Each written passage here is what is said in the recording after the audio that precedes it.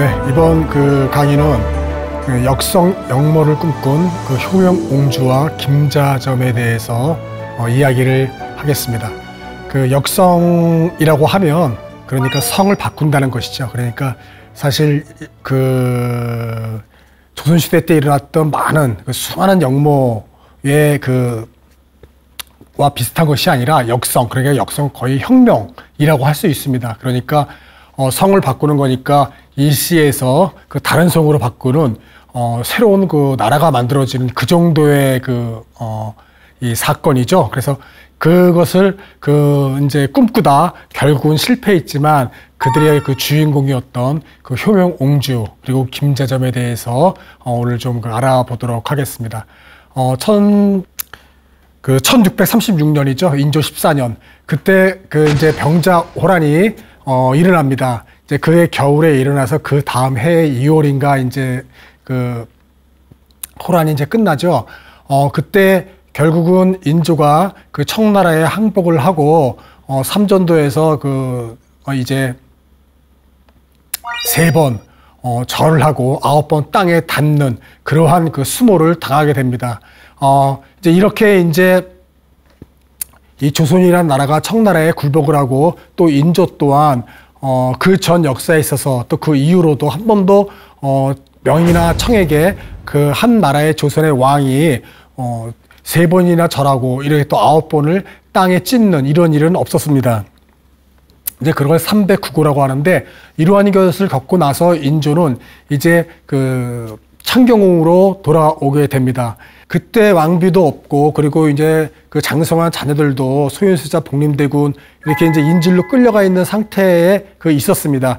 그때 이제 만났던 사람이 우리가 이제 많이 들어왔던 귀인 조씨라는 이러한 여인이었습니다. 근데 귀인이라고 할 때 귀인은 후궁의 종일품에 붙이는 작호입니다. 그러니까 빈 바로 아래이죠. 그래서 이제 이 귀인까지 올라갔기 때문에 우리가 조씨를 귀인 조씨라고 이렇게 이제 불러옵니다. 하지만 처음부터 귀인은 아니었던 거죠. 바로 조씨가 이제 처음에 궁궐에 들어올 때는 첫 번째 비었던 인열 왕후의 시종으로서 그러니까 궁녀로서 10살 때쯤에 궁에 들어오게 됩니다. 그리고 나서 이제 나중에 이제 호란이 마치고 인조가 이제 궁궐에 창경궁에 돌아왔을 때 그때 이제 귀인 조씨는 많이 자라서 한 여인으로 이렇게 이제 자랐습니다. 그래서 상당히 용모가 아름다웠는지 인조가 이제 마음에 들어 했고 그래서 인조가 불러들여서 낳은 여자가 바로 효명옹주입니다. 그래서 이 효명옹주는 자기 인조가 이렇게 소윤세자 복림대군 그리고 소윤세자의 빈까지 또 많은 사람들이 이렇게 청의 인질로 끌려가 있는 상태에 있기 때문에 이제 늦둥이라고 해야 될까요? 이렇게 이제 효명옹주를 봤을 때 상당히 예쁘게 이렇게 이제 효명옹주를 보고 또 상당한 애정을 쏟았다고 합니다. 그래서 이제 효명옹주가 이제 낳았을 때 일화가 있는데요. 이렇게 이제 효명옹주가 이쁨을 받으면서 자라면서 또 인열 왕후가 우리가 알고 있는 소윤세자니 복림대군이니 이러한 대군들 4명 이외에 또 아들 2명과 딸 1명을 더 낳았었습니다. 그런데 대군들 2명과 딸은 어렸을 때 낳자마자 그리고 또는 어렸을 때 죽었습니다. 그러니까 효명옹주가 귀인 조씨한테서 태어났을 때 상당한 이쁨을 받았고 그래서 특히 이 옹주가 오래 살기를 바라는 마음에 옹주가 애기 때 입었는 베넷저고리에는 흰색 옷에 또 이렇게 옷깃은 빨간색으로 이렇게 비단으로 빨간색으로 만들었다고 합니다. 그 이유는 이 악귀들을 제액을 갖고 오는 악귀들을 물리치고자 빨간색으로서 만들어서 베넷깃의 옷깃을 만들었다고도 하고요. 또 옹주가 또 머리에 쓰는 이 족두리 안쪽에도 이 주사 빨간색의 어떤 모리의 알로 에서 나온 그 빨간색이 그런 그로 이렇게 이제 그 색칠을 또 이렇게 물감을 들였다고 합니다. 그렇게 해서 이 옹주를 상당히 그 어렸을 때 죽었던 대군과 그 공주들을 있었기 때문에 아주 그런 어떤 오래 살기를 바라는 마음으로 효명옹주를 그렇게 이제 그런 그 신생아 용품에도 이렇게 정성을 들였다고 합니다. 그리고 또 이렇게 효명옹주는 이 손톱과 발톱도 이렇게 깎아가지고 장수하는 그 부적에 그 싸가지고 이렇게 보관을 했고요. 그래서 효명옹주는 커서도 자기는 손톱과 발톱을 깎아서 이렇게 이제 그 장수하는 그 글귀가 적힌 부적에다가 감싸서 보관했다고 합니다. 이렇게 그 인조의 그 후궁이었던 그런 조씨에서 낳은 맏딸이 바로 그 효명옹주고, 또 조씨 또한 이 효명옹주를 상당히 애지중지하고 특별한 사랑을 그 쏟았습니다. 이 후궁 조씨에게는 또 옹주 이외에 남동생 둘을 더 낳았는데 그 남동생보다도 더욱더 효명옹주에게 특별한 애정을 그 쏟았습니다. 그 인조의 가계도를 잠깐 보면 그 인조는 첫비가 그 인열왕후입니다. 인열왕후고 그 다음이 장렬왕후, 그리고 그 이제 아래 후궁들인데요. 그 인열왕후는 이렇게 이제 우리가 너무나 잘 알고 있는 소윤세자가 그 있습니다. 바로 세자니까 다음 왕위에 오를 그 인물이었던 거죠. 그리고 그 동생 복림대군, 그리고 그 아래 셋째 인평대군, 용평대군이 있었고요. 그 효명옹주의 그 생모 어미는 바로 귀인 조씨, 그 숭성군, 낙성군, 효명옹주가 그 있었습니다. 그러니까 숭성군, 낙성군은 그 옹주의 또 이제 그 남동생 그 들이었습니다. 이렇게 이제 인조에게는 이렇게 그 인열왕후 한씨가, 그런데 여섯 번째의 대군을 그 낳자마자 인열왕후가 5일 만에 그 산욕열로 산후병으로 해서 죽습니다. 그래서 인열왕후가 대군은 그 여섯 번째를 낳고 이제 그 죽고 나서 그 다음 해에 이제 그 또 병자호란이 일어나는 거죠. 그리고 나서 병자호란이 일어나고서 이제 호란이 마치고 이제 궁에 들어와서 이제 조씨를 만나고서요. 그리고 이제 그 신하들이, 중신들이 이제 그 다음 왕비를 그 맞이하자고 이제 주청을 올리는 겁니다. 그래서 맞이한 사람이 바로 장렬왕후 조씨입니다. 그렇게 해서 이제 장렬왕후가 두 번째 비가 되는 것이죠. 이렇게 그 장렬왕후 조씨가 이제 두 번째 비로 이제 들어왔지만, 인조는 그럼에도 불구하고 귀인 조씨를 특별하게 사랑을 했고 또 애정을 쏟았다고 합니다. 그러니까 그 장렬왕후는 사실은 그렇게 인조로부터 사랑을 받지 못하고 귀인 조씨가 이제 독차지했던 것입니다.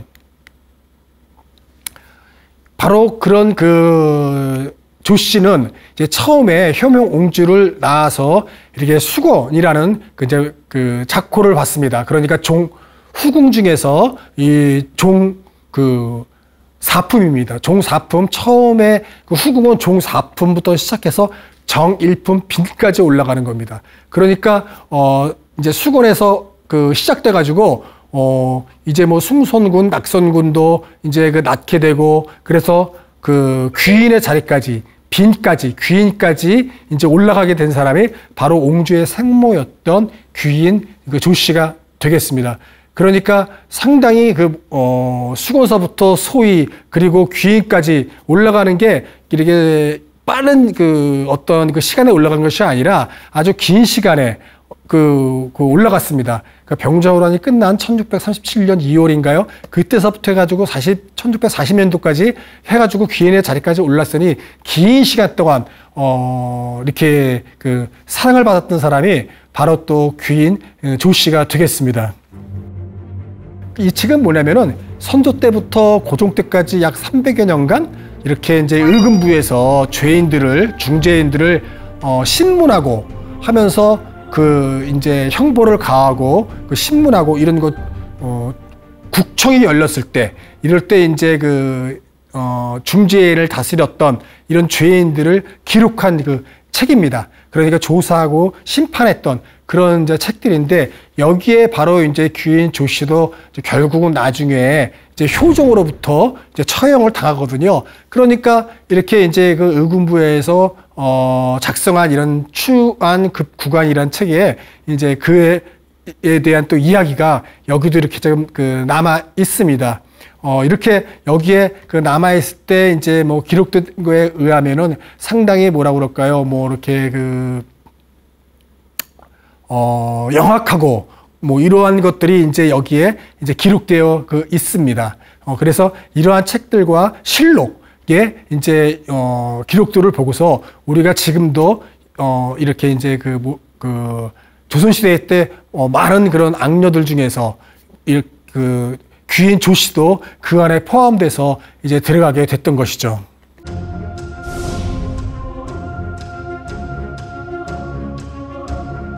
효명옹주가 9살 때 이 청에 끌려갔던 이런 소윤세자, 그리고 복림대군, 그리고 소윤세자의 그리고 그 빈이었던 그 강씨, 세자빈 강씨도 이렇게 이제 다 이제 귀국을 하게 됩니다.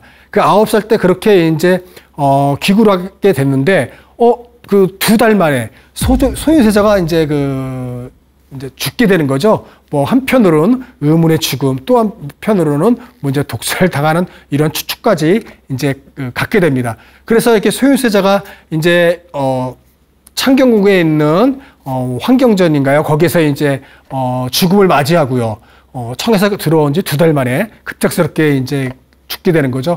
그리고 또 이 곧이어서 그 소윤세자의 빈이었던 강씨도 이제 그 사사, 즉 사약을 받고 죽게 됩니다. 이제 그렇게 죽게 되고 그의 소윤세자의 이제 세자의 자식이니까 원손이 되겠죠. 그리고 그의 자식들도 이제는 뭐 이렇게 뭐 제주도니 뭐 이렇게 막 이제 유배를 가게 이제 되는 거죠. 그리고 복림대군 2번째 동생이 왕이 되어서 이제 효종이 되는 거죠. 그렇게 효종이 이제 왕이 될 때, 그때 바로 이 귀인 조씨와 이 김자점이라는 신하가 바로 이제 이 효종을 왕으로 만들기 위한 그 구도, 후계자로서의 구도를 만드는 어떤 그런 주요했던 인물들이었습니다. 그래서 귀인 조씨 김자점은 이 복림대군이 왕이 되게끔 왕이 되게끔 하는 안 되게 하는 불안한 그러한 것들을 모두 제거하는 역할들을 귀인 조씨와 김자점이 했던 것이었습니다. 그래서 이 귀인 조씨와 김자점은 이제는 상당히 뭐라고 그럴까요? 효종이 왕이 됨으로써 자기들이 거의 뭐 만들었다라고 생각하는 것이었겠죠. 그래서 상당히 어떤 그런 권세를 누리고 사는 것을 앞으로 생각했던 사람들이었습니다. 이제부터 더욱더 자기들이 권력을 갖고 있을 거라고 생각을 했던 것이었죠. 이렇게 복림대군이 효종이 되고, 그리고 이제 귀인 조씨와 김자점은 더욱더 조선에 있어서 많은 조정부에 막강한 힘을 갖고 이제 어떤 통치, 그리고 상당히 부와 권력을 독점하는 그러한 인물들이 이제 됐던 것이었습니다. 이제 그렇게 돼서 효명옹주는 더욱더 이제는 뭐라고 그럴까요? 인조에, 그러니까 이렇게 효종이 되기 이미 전부터 인주의 사랑을 듬뿍 받았기 때문에 거의 어떤 아나무인이라고 할까요? 그렇게 아주 자랐다고 합니다. 그리고 또 그의 엄마, 그리고 그의 또 김자점과 귀인 조씨가 또 결탁해서 있으니 이 효명옹주 같은 경우에는 어떠한 적자의 대군이나 공주나 이러한 사람보다도 어쩌면 아주 실세의 실권자의 자식으로서 귀인 조씨의 자식과 인조의 자식으로서 정말 겁없이 자랐던 것이었죠. 이렇게 탄탄대로였던 이러한 어떤 효명옹주는 더욱더 이제 힘을 이제 갖게 됩니다. 그것은 무엇이었냐면은 김자점의 손자, 그리고 그러니까 김자점의 손자 김서령과 이제 혼인을 이제 하게 됩니다. 그러니까 인조가 효묘옹주가 11살 때 이제 혼인을 이제 치릅니다. 그럴 때 혼인을 치를 때 이미 효묘옹주의 신랑으로서는 이미 정해진 사람이 있었습니다. 이미 정해진 사람이 있었는데 이 조 씨는 그 효묘옹주의 어머니였던 조 씨는 그 자의 아들이 마음에 들지 않았습니다.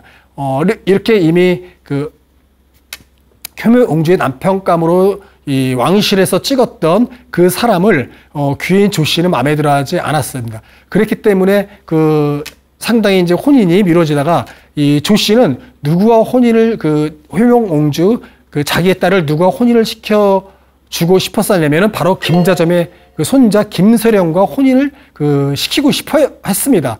왜냐면 김자점은 그 당시에 뭐 좌의정이니 그런 아주 높은 정승의 그러한 관직을 갖고 있었기 때문에 어떤 왕실의 딸, 그리고 당시에 권력을 쥐고 있었던 김자점의 가문과 결탁을 하고 싶었던 것이 바로 귀인 조 씨의 욕심이었습니다.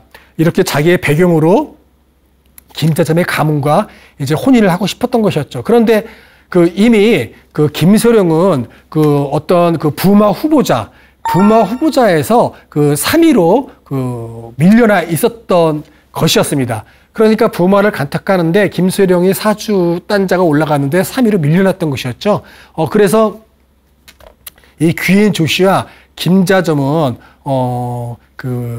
사주 단자에 올렸던 이 김서령의 이런 사주와 그리고 이런 어떤 궁합, 이러한 것들을 갖다가 이제 바꿔치기 합니다. 그래서 이렇게 또 거기에 관계된 이 관원들과 결탁을 해가지고 이런 사주 단자를 그 전에 올렸던 걸 빼고 더욱더 좋은 이런 사주와 궁합으로 이제 작성을 해서 사주 단자를 만들어서 이제 집어넣게 되는 것이죠. 그래서 김세룡이가 일가 돼서 이제 왕실에서는 옹주와 이렇게 김서령과 혼인이 되게 됐던 겁니다.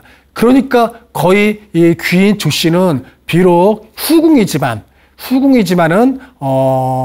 정말 날개를 단 이러한 것이었죠. 그리고 효묘옹주 같은 경우도 바로 인조의 딸이고 또 좌의정 김자점의 또 이제 손주 며느리가 됐기 때문에 뭐 앞으로에 대한 탄탄대로는 이미 이제 따놓은 당상이다라고도 말할 수 있습니다.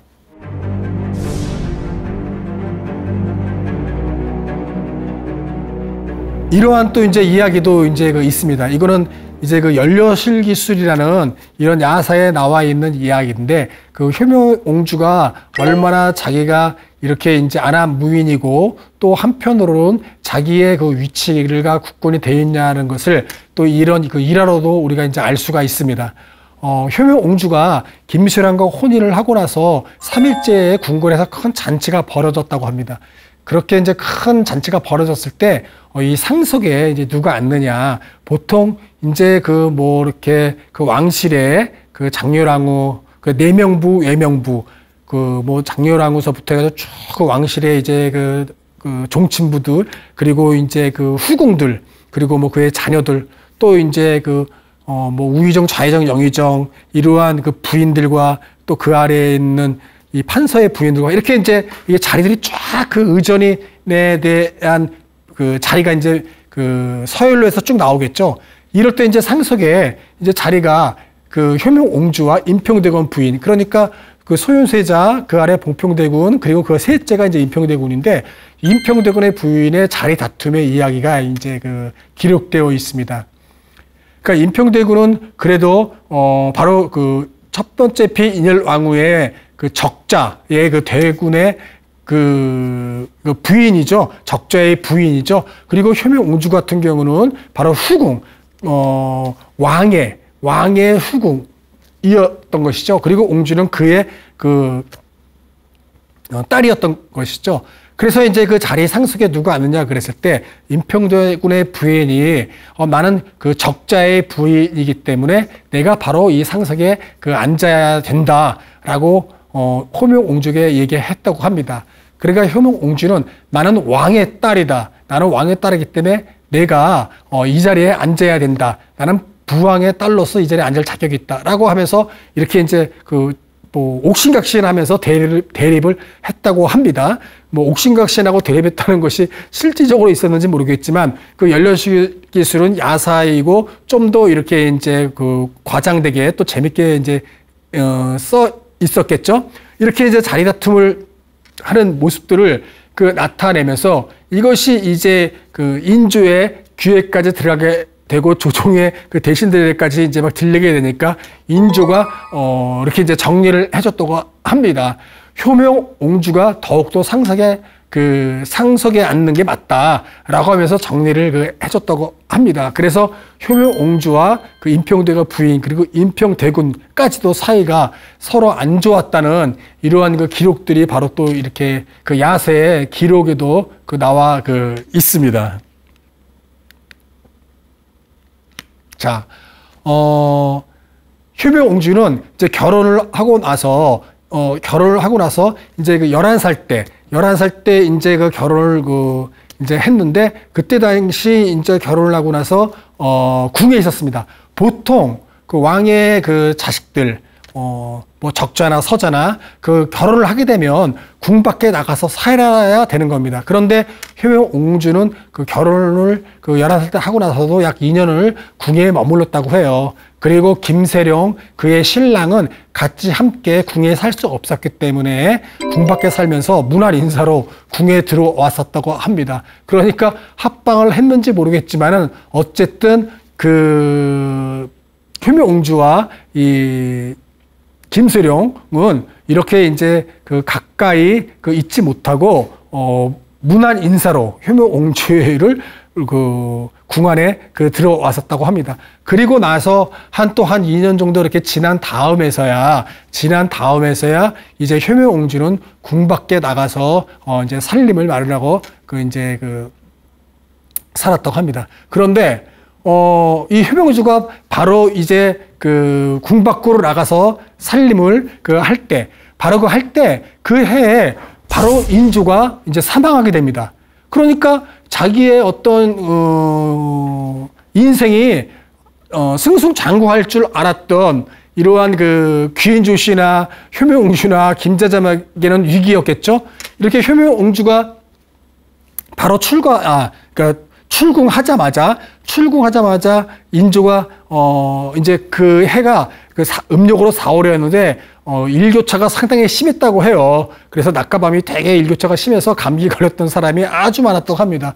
거기에 인조도 아주 심한 이제 감기에 걸렸고 그것으로 인해서 결국은 인조도 승하게 되는 것이죠. 이렇게 승하게 되고 효종이 이제 왕위에 오르는 겁니다. 근데 효종이 왕위에 올랐는데 귀인 조씨와 효명옹주를 멀리하고 김자점마저도 이렇게 멀리하게 됐습니다.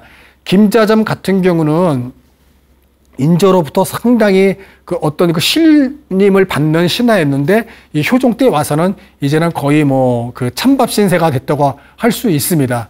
이렇게 효종은 자기를 왕의 자리까지 올라갈 수 있도록 많은 이러한 장애 세력들을 제거했던 귀인조 씨와 효명옹주를 이제 배반한 거나 마찬가지죠. 그래서 귀인조 씨와 효명옹주는 효종에게 대해 상당히 서운한 이러한 감정을 갖고 있었다고 합니다.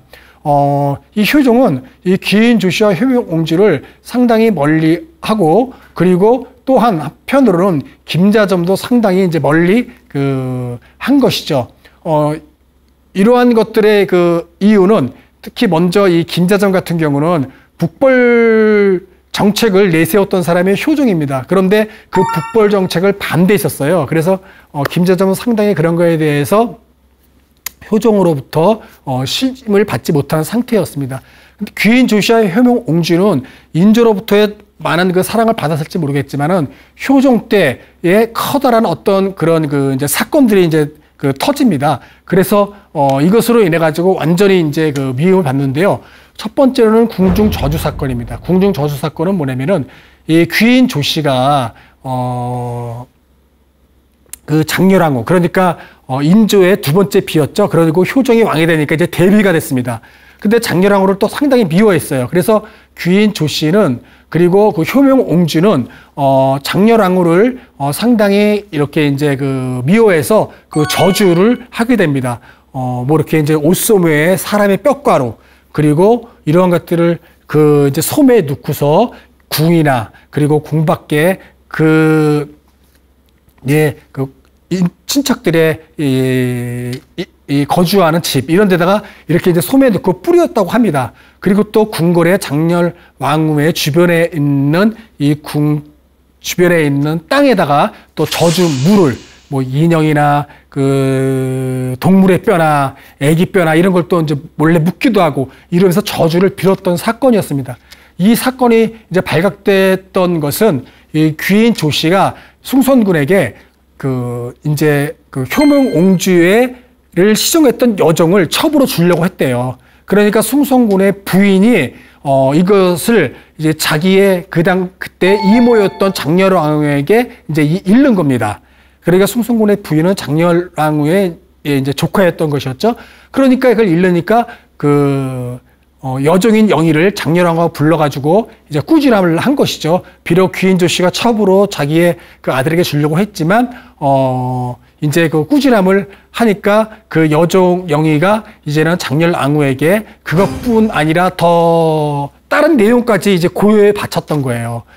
그 고려해 바쳤던 내용은 바로 이러한 뭐 이런 그 저주 사건, 장렬왕후를 이모를 저주하고 또 뭐 이러한 것들을 또 숭선군의 부인도 그 저주하고 막 이러한 것들을 이제 그 하게 되니까 이제 저주 사건으로 인해 가지고 이제 발칵 그 뒤집어졌던 겁니다. 궁궐이. 이제 이러한 어떤 궁중 저주 사건이 벌어졌기 때문에 이제는 거의 뭐 아주 큰 일이 이제 그 생겼던 것이었죠. 그것뿐만 아니라 또 어떤 일이 있었냐면 이제 바로 역성역모에 가담했던 것입니다. 그러니까 이 효종이 왕이 됐고 자기의 뜻대로 되지 않는 귀인 조씨와 김자점은 그 이제 역모를 이제 그 꾸미게 되는 것이죠. 실질적으로 이 역모는 누가 꾸몄냐면 김자점의 아들인 그 김식 또는 뭐 김이기라고도 하는데요.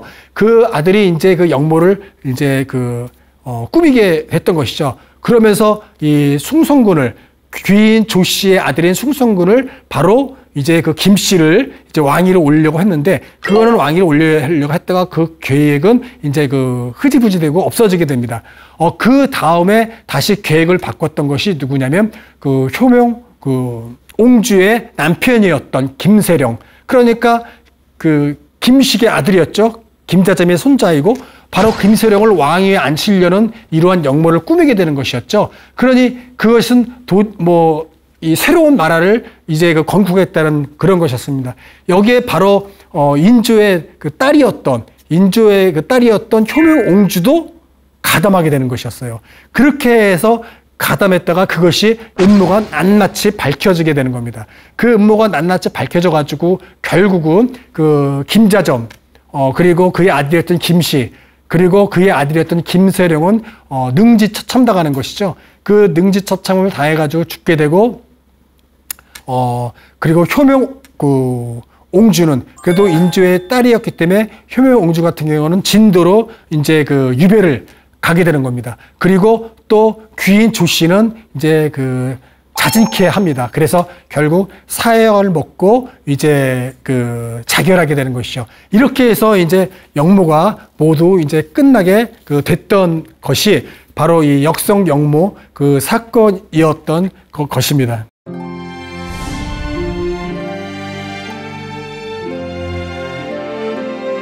역성역모가 이렇게 해서 모두 비참하게 이렇게 이제 그 뭐 귀인 조씨나 효명옹주는 차마 그 효종이 자기의 혈육이라고 해서 이제 그 죽이지는 않고 진도까지 유배를 보냈다가 그 나중에는 다시 또 이제 한양으로 이제 불러 드리게 됩니다. 이렇게 그 한양으로 불러 들여가지고 이제 나중에 그 효명옹주는 64세 때인가요? 그게 64세 때 이렇게 이제 쓸쓸하게 이제 그 죽게 됩니다. 그렇게 죽게 됐을 때 이제 숙종이 그러니까 숙종 때 이제 그 죽게 되는 거죠. 그 효명옹주는 숙종 때 이제 자식 한 명도 없이 이렇게 이제 그 죽게 됐을 때 이 숙종이 그의 그 장례를 치를 때 이 전효명옹주라는 이름으로 발인을 이제 하게 됩니다. 그러니까 신하들이 아주 그냥 뭐 그 이제 그 막 난리를 쳤다고 합니다.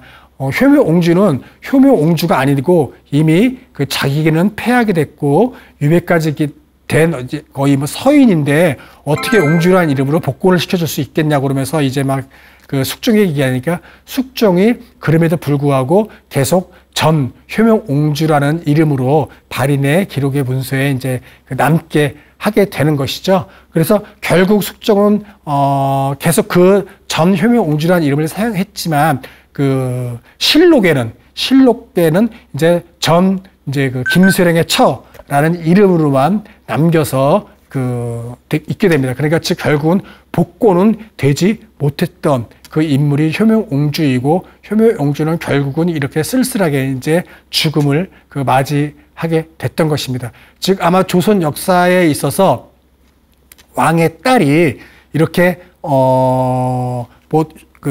형제나 또는 다른 왕실의 그 자식으로서 그 이제 왕위를 찬탈하려는 이렇게 그 음모 이러한 것들에는 연루가 된 적은 있었지만은 이렇게 성을 바꾸는 이씨에서 김씨로 바꾸려는 이런 역모의 역성 혁명에 가까운 역모를 가담한 사람은 아마 효명옹주만 있었던 것으로 알고 있습니다. 이렇게 효명옹주 같은 경우에는 이렇게 했던 이유에 대해서는 어떤 뭐라고 그럴까요? 이런 왕실이나 이러한 것보다는 결국은 김자점의 손주 며느리로서 그리고 이 효중에 대한 어떤 미움이 더욱 컸기 때문에 이런 역모에 가담했던 것 같습니다. 자, 그러면 또 여기와 같이 효명옹주와 같이 이런 역성 역모의 일을 꾸몄던 이런 김자점, 상당히 조선의 역사에 있어서 또 간신의 이름으로서도 남아있는 사람이죠. 이 김자점은 이름이 좀 특이한데요. 이렇게 자점이라고 지었던 거에서는 이런 또 이 전설이 내려옵니다. 이 전설은 이런 야사에 나와 있는 이야기예요. 그러니까 이렇게 김자점의 아버지가 이제 김탁인데요. 이제 김자점의 아버지 김탁이 이렇게 이제 전라도 나간 부사로서 내려갔을 때 일입니다. 그럴 때 나간 고을에는 15세가 된 여자 아이를 이 당집에 제로 바치는 이러한 관습이 있었대요. 그래서 이러한 관습을 김자점의 아버지가 타파하기 위해서 그 당집을 이제는 불살라 버립니다. 이렇게 당집을 불살라 버릴 때 당집 위에 천장에 커다란 지네가 매달려 있으면서 불 지르는 것을 방해했다고 해요. 그러니까 이 김자점의 아버지가 칼을 뽑아서 지네를 이렇게 이제 토막내서 죽였다고 합니다. 그럴 때 지네를 죽일 때 그의 피가 미간 사이에 이렇게 이제 뿌려졌습니다. 그러니까 이 김자점의 아버지는 그게 너무나 이제 불길한 이제 징조로 조금 이제 갖고 있었던 것이었죠. 그리고 나서 다음에 이제 아들을 낳았는데 바로 그 사람이 김자점이었다고 해요. 그러니까 김자점이 태어났는데 바로 미간에 자기가 지네를 죽였을 때 이렇게 이제 이마에 뿌려졌던 피가 이렇게 김자점에게도 미간 사이에 피가 이렇게 이제 뚜렷하게 묻혀 있는 모습처럼 점이 이렇게 이제 상태에서 태어났다고 합니다. 그러니까 이 김자점의 아버지는 그게 너무너무 찜찜해서 이 피는 그때 진해에서 떨어졌던 피가 아니라는 뜻으로 스스로 생긴 점이다, 스스로 낳은 점이다, 스스로 만든 점이다, 그런 의미로 아들을 김자점이라고 지었다라고 하는 이야기가 전해져 내려옵니다. 그런데 그 사실은 이건 야사에 나오는 이야기고요. 실질적으로는 이 김자점은 한양에서 태어났습니다. 그러니까 저 이야기는 어떤 그 뭐라고 그럴 거야, 김자점의 어떤 이름에 관련돼서 재미난 이런 그 이야기로 이제 전해져 온 것이지 실제적인 것으로서는 그렇지 않습니다. 자, 이 김자점 같은 경우는 이렇게 광해군 때 그 조정에서 쫓겨나가지고 반정 모의를 한 다음에 이제 승승장구했던 인물입니다. 그러니까 처음에는 그 광해군 전에 그 선조 때는 그 문벌이 좋았던 집안이었기 때문에 이렇게 음서제도, 그러니까 과거를 보지 않고 뭐 형조 좌랑이니 정육품부터 시작해가지고 이제 그 관원 생활을 했던 것이었죠. 그렇게 관원 생활을 하다가 이 광해군 때 그 이제 그 인조반정에 가담을 함으로써 그것이 성공해서 이제 높은 관직을 계속해서 이제 벼슬을 했던 사람이 바로 이제 그 김자점이었던 것이죠. 그러니까 또 한편으로는 운이 좋았던 인물이었죠. 이렇게 인조반정을 통해서 이 창경국에 이제 그 진격을 하면서 뭐 이귀, 김유, 뭐 이런 최명길 이러한 그 사람들과 함께 이 광해군을 그 조정에서 그 모셨던 북학파들, 이러한 그 세력들을 이제 다 이제 그 쫓겨낸 것이죠. 그리고 나서 올라서 이제 그 낮은 그 관원 생활로서부터 아주 높은 이런 뭐 좌의정, 영의정까지 올랐던 인물이 바로 이러한 그 이제 김자점이었습니다.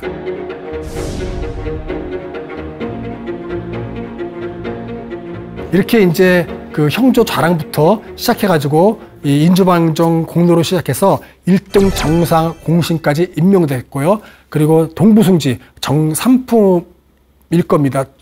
그 동부승지까지로 특별 승진하게 된 인물이 바로 그 김자점이었습니다. 그러니까 인조 때 이렇게 상당히 높은 부승지, 그리고 나중에는 좌의정, 영의정까지 올라갔던 인물이니 조귀인이 얼마나 이 김자점과 손자와 혼인을 하고 싶었겠습니까? 이렇게 승승장구했던 인물이었는데, 결국은 또 이제 병자 호란 때는 아주 커다란 실책을 하게 됩니다. 그때 그 도운수로 가장 이 전쟁의 도운수로서 이제는 그 청나라를 물리치는 그런 임무를 부여받은 이제 김자점이었지만은 이 병자 호란이 일어났을 때 이 부대를 대로에 이렇게 이제 주둔시켜서 어떤 전략을 짜는 게 아니라 산에 올려서 뭐 전략을 짜가지고 청나라가 아주 너무나 손쉽게 빠르게 한양까지 진격을 했고요. 또 본인은 자기가 본인이 휘하했던 부대들은 또 황해도에서 또 이 산에다 또 올려놓고 또 싸움도 하지 않고 또 있었다고 합니다. 그래가지고 전투를 피하고 있었고, 바로 이래서 병자 호란이 끝나고 나서 조정에 있는 많은 또 이 중신들로부터 이렇게 탄핵을 받을 뻔했지만은 인조가 상당히 그 당시에 호란으로 왕실의 권위가 추락되어 있는 상태에서 김자점은 아주 자기를 아주 그냥 충복으로 충복으로 있었기 때문에 그를 탄핵시키지 않고 자기 주위에 뒀다고도 합니다. 나중에 이제 이 김자점은 청나라의 사은서로까지도 가게 됩니다. 그 사은서로 갔다가 돌아왔는데 이 김자점은 생각이 바뀌게 됐어요. 어떻게 바뀌게 됐냐면은 갔다 왔더니 조선이 그동안 따랐던, 대국으로 따랐던 명나라라는 것은 아무 흔적도 없이 사라져 있고, 바로 청나라가 거기에 중원을 장악하고 있고, 이제 조선은 청나라 대국을 이제 모시고 따라야 된다라고 이제는 바뀌게 된 것이었죠. 그래서 우리는 이제 명이라는 것을 계속해서 따를 필요가 없는 것이라는 것을 김자점은 갖게 됩니다. 그래서 그 당시 청나라에서 온 역관들, 그리고 조선에 있는 역관들과도 아주 친밀하게 지내고 친청 세력을 구축하게 됩니다. 그래서 김자점은 이렇게 이제 친척파로 변하게 됐고요. 그리고 또 이제 효종 같은 경우는 북벌론, 그러니까 전쟁을 통해서 이 청나라를 물리치는 어떤 그런 북벌 정책을 취하고 있을 때였죠. 그래서 이러한 것들이 이제 대립하게 됐던 것이었죠. 그래서 김자잡은 결국 사원부 사관원의 탄핵을 받아서 강원도 원주로 이렇게 이제 또 유배를 가게 또 됩니다. 그렇게 김자점은 그 역성 역모를 그 꾸몄다가 온 집안이 다 이제 그 풍지박산이 됐던 것이었고요. 그의 그 이름은 이제 지금까지도 후대까지도 역적 간신의 이름으로 김자점은 남아 있었던 것입니다. 네, 이것으로써 효명옹주 김자점 역성 역모를 꾸몄던 그 두 인물에 대해서 알아봤습니다. 네, 강의 마치도록 하겠습니다.